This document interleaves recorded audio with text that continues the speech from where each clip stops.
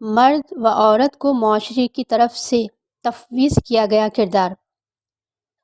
دنیا بھر کے معاشروں میں مردوں خواتین کو ایک مخصوص کردار تفویض کیا گیا۔ اس کی جڑیں صدیوں کی تاریخ میں ہیں۔ جب عورت کو اس کی جسمانی صلاحیتوں کی بدولت ایک مخصوص گھریلو کردار تفویض کیا گیا، اگر زرعی دور کا جائزہ لیا جائے تو اس میں عورت گھر کی دیکھ بھال بھی کرتی تھی اور زمینوں پہ بھی کام کرتی تھی۔ آج تیسری دنیا کے خاص طور پسماندہ معاشروں میں خواتین آج بھی یہ کردار ادا کر رہی ہیں۔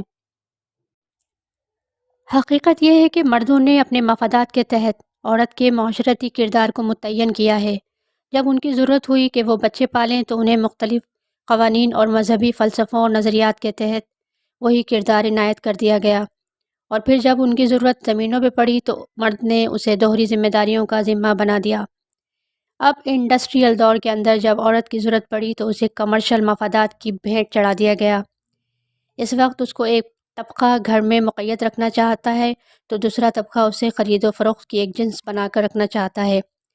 لہٰذا خواتین کو معاشرے کے اندر ایسی صورتحال کی وجہ سے اپنے کردار کو خود تعین کرنا مشکل ہو جاتا ہے۔